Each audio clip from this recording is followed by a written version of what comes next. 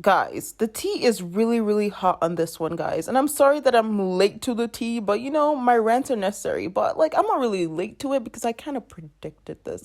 I predicted that Moses is not as innocent as he seems to be, because it's kind of sort of impossible for you to let your future fiance to drag your family on the internet if you're not just in on the hate. It just really didn't make sense to me in the real world, or just observing the relationship. It didn't make sense to me. But before I move on with my rant and explain the situation to you guys, make sure you hit the subscribe button. And if you've been subscribing and watching my videos, thank you. I'm here to say thank you and that I appreciate you. So make sure you give this video a thumbs up, subscribe for more, because I'm going to be more consistent, because I was actually moving this past 2 weeks. So I have been really, really stressed out, which is why I've been a little bit less consistent than I usually am. But I'm back on my groove, and let's get right into this video. So Moses's ex-girlfriend, which was 23 at the time that they were dating, and he was in his 40s, like mid 40s, which, like, I don't mind a little age gap relationship, but in this situation, she was a H3 super fan, and he was kind of like an insider. So you can kind of guess that there was some sort of power play, which she admitted herself. Like, I listened to the voice notes that she sent to a T channel, which I will link down below, because I don't want to, you guys can go listen to those clips itself. It's on Reddit. But she did mention that she could kind of sense that he was kind of taking advantage of the fact that she was a stan, was a stan of H3, or is a stan. And I am kind of, paraphrasing here. I'm not saying what she said verbatim, but this is what I kind of extracted from listening to the videos and the audio clips.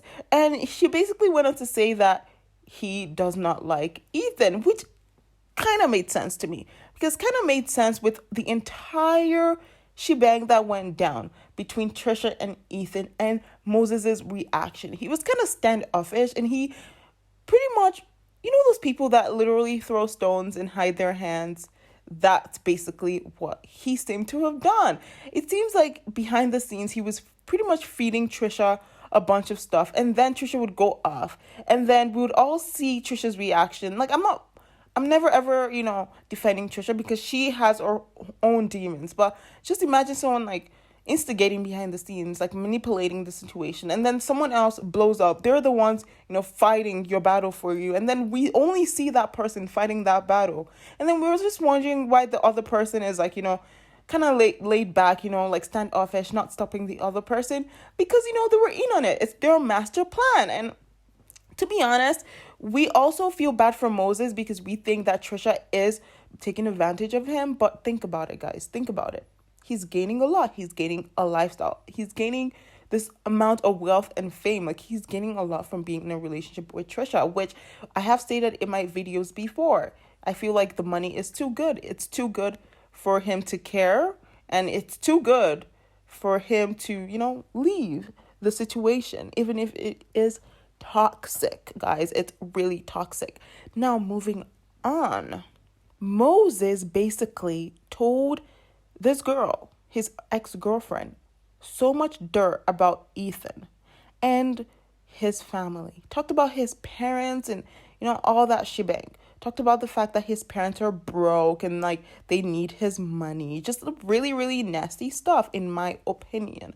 Okay, in my humble opinion. And I was like, okay, no, this makes sense. If you guys remember that podcast where Trisha was basically telling Ethan that she knows a lot about his family, that she knows a lot of dirt on him.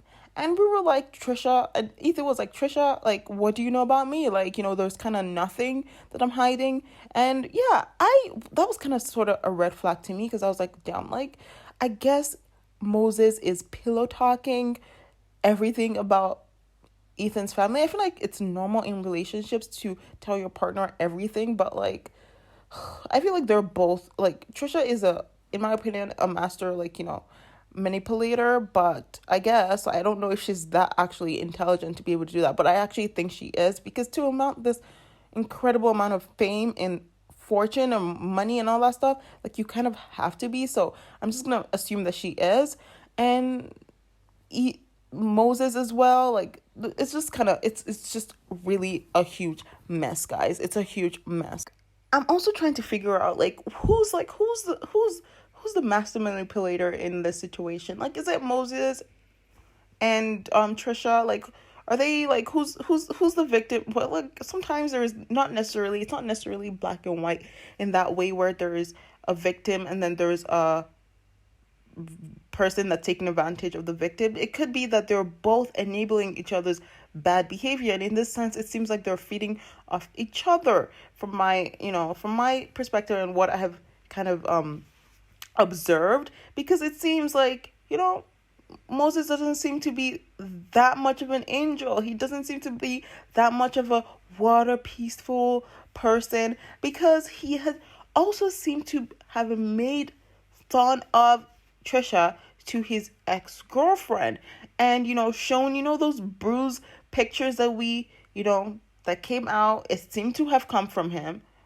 sending them to that girl. And you remember when Trisha was also very, very upset that he was taking advantage of H3 stands and young girls, luring using his fame to lure young girls. And we were like, what are you saying, Trisha? This doesn't make any sense. Well, it kind of makes sense now, because it's like this other girl also confirmed that by saying that he kind of used his connection to H3 to get with fans and stuff like that. And I feel like Moses is getting exposed now, guys. He's getting majorly exposed, because things are piecing together, and now I can see the whole pathology between him and Trisha, because it's not looking cute. It's not looking cute for the both of them. Like, they're both enablers in my opinion, and they're both nuts, and it's not even related to any sort of mental health issue. It's just like, just as a person, just as a people, just as a couple, it's just messy, and I feel like they deserve each other in some sort of way, but then like it's just not, like it's just a horrible mix if this is actually true. Like, why have this entire persona where you're like, this peaceful water person who accepts everyone? Like, I've always found his comments and his replies to what people say about Trish to be kind of like off the rails, like really, really delusional. Like, it doesn't seem like a real person with real emotions and real reactions to things that happen. It seems kind of staged, and peace, namaste kind of like vibes, but it's like completely fake. That is exactly what I got from the situation. And now it's coming out that it's true. Like, he has a completely fake persona. Like, guys, if I was to compare Trisha and Moses in this case, I would think that Trisha is actually the better person, which is kind of crazy. But it's only because at least she's honest. At least we know who Trisha is. We can there's no like extreme manipulation. There's no extreme like dishonesty in terms of who she is. She's really authentic to who she is. Like, she doesn't really care. She goes online and says whatever, says she's a troll, says all this stuff. At least she's honest. But in this case, guys, I live on a farm. You can hear those chickens, please. Like, I've been trying all night, okay? But this is not working out with these chickens. But I've digressed. Okay, now I'm getting back to what I am trying to say. At least Trisha is honest, okay? At least Trisha is honest about who she is. But Moses, on the other end, I'm not sure if I can say the same thing, okay? I'm not sure if I can say the same thing, and that's why I'm just gonna be like, this needs more. This needs a longer video. I feel like I need a longer video where I'm not necessarily ranting, but more analyzing the situation. And if you guys want that, let me know in the comment section down below, because I feel like I'm going to make it a part 2. I will be talking about things that I missed, okay? I am going to be talking about everything that I missed. And if you want that, if you want more of my videos and more of what goes on over here, the entire mess of the situation, of this rants, make sure you hit the subscribe button, like the video, and comment. And bye-bye.